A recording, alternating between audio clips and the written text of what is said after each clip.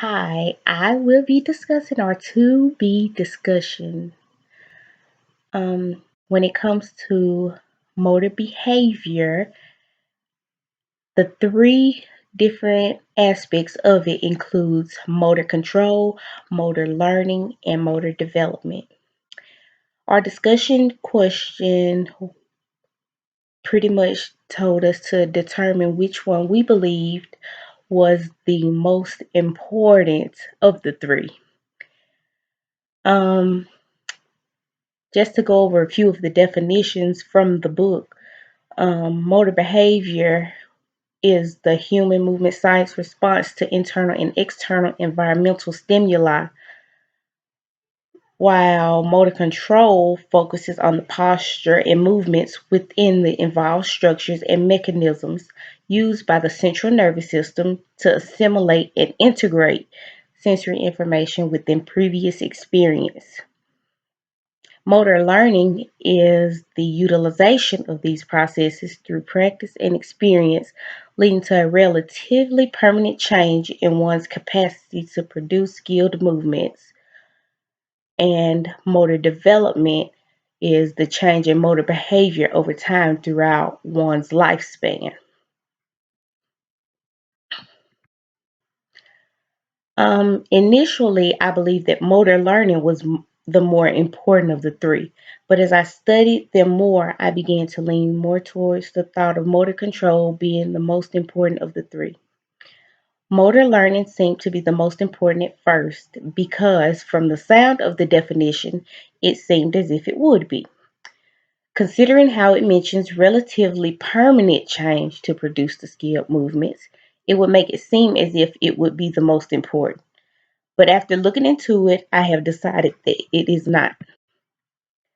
Motor control is the way that the overall nervous system produces movements.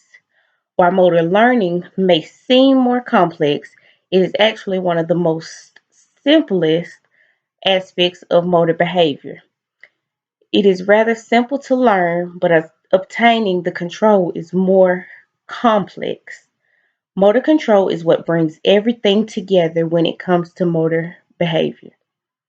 While motor learning makes the individual learn the movement and remember the movement, motor control plays its role in the neural structures and focuses on movement production. Without motor control, there is no way for the neural structures to connect with the movements. Movement within the body is quite vital. If the body cannot initiate movement, then it is difficult to apply the skills of motor learning and motor development.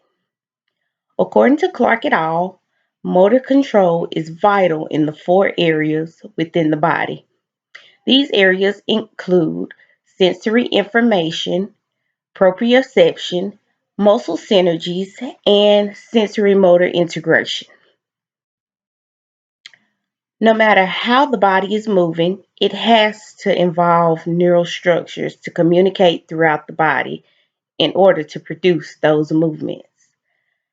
This involves balance, gait movements, upper extremity movements, spinal movements, and much more. Without the involvement of motor control, the other motor behaviors would not serve much of a purpose because of the fact that motor control is the signal producer. The central nervous system manages to create stable foundations for movement of the extremities through co-contractions of particular muscles. The overall role of the sensory motor control is much more important than the role of strength or endurance of the trunk muscles, according to Borghuis and Lemmink, 2008.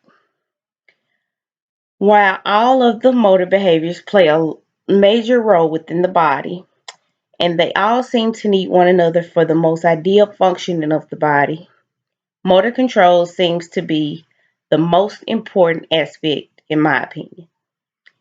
Thank you for listening.